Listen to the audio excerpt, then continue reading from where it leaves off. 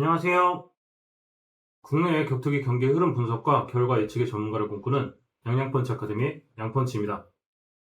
오늘은 6월 15일 UFC 프리덤 250에서 펼쳐진 코메인 이벤트 알렉스 페레이라 대 시릴 간의 헤비급 잠정 타이틀전 경기 리뷰를 해보겠습니다. 저를 포함한 많은 팬들이 페레이라의 UFC 최초 세체급 챔피언 도전을 기대했지만 결과는 간의 2라운드 TKO 승리였습니다. 과연 간은 어떻게 승리를 거둘 수 있었고 페레이라는 왜 헤비급 도전 첫 경기에서 무너졌을까요? 그럼 바로 들어가 보겠습니다. 첫 번째, 경기 전체 흐름 요약. 1라운드는 비교적 신중한 탐색전으로 시작했습니다. 페레이라는 레그킥과 하이킥, 그리고 카운터를 앞세워 기회를 노렸고 간은 특유의 가벼운 스텝과 잽으로 거리를 조절하며 흐름을 읽어갔습니다. 초반에는 팽팽했지만 시간이 흐를수록 간의 움직임과 잽이 살아나기 시작했고 페레이라는 원하는 카운터 타이밍을 좀처럼 만들지 못했습니다. 2라운드 들어 간은 더욱 적극적으로 압박했고 정확한 잽과 스트레이트로 페레이라를 흔들기 시작했습니다. 결국 잽에 이은 연속 타격이 적중하며 페레이라가 크게 흔들렸고 심판이 경기를 중단하며 간이 TKO 승리를 거뒀습니다. 두 번째, 시릴 간이 이길 수 있었던 이유.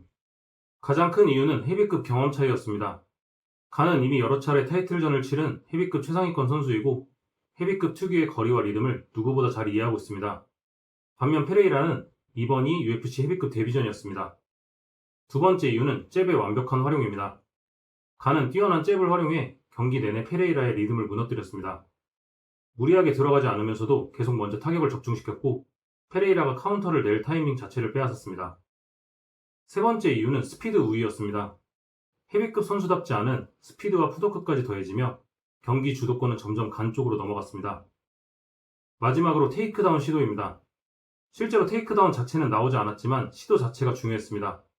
간은 초반부터 레슬링을 섞겠다는 신호를 보냈고 페레이라는 타격에만 집중할 수 없었고 그 결과 타격 반응 속도도 조금씩 늦어지고 간의 잽과 스트레이트가 더 쉽게 들어갈 수 있었습니다.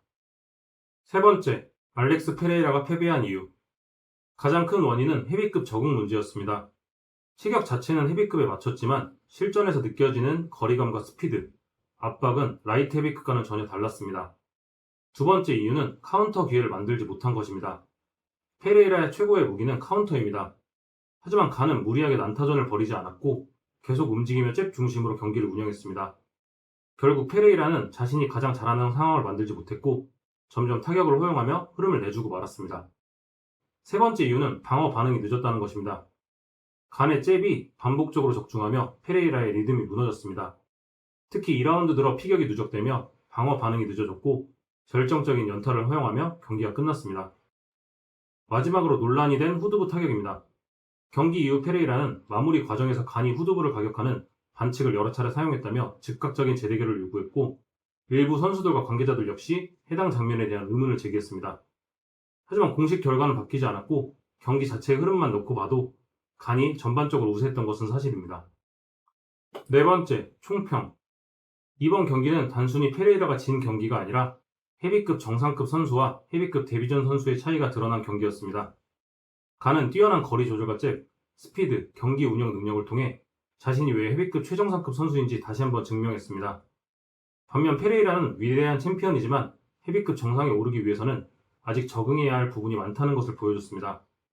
결국 이번 승리로 간은 잠정 챔피언에 올랐고 이제 정식 챔피언 아스피날과의 통합 타이틀전이라는 새로운 목표를 향해 나아가게 됐습니다. 여러분은 어떻게 생각하시나요? 댓글로 의견 남겨주시면 감사하겠습니다. 영상이 도움되셨다면 구독과 좋아요, 알림 설정까지 부탁드립니다. 지금까지 양양펀치 아카데미의 양펀치였습니다. 감사합니다.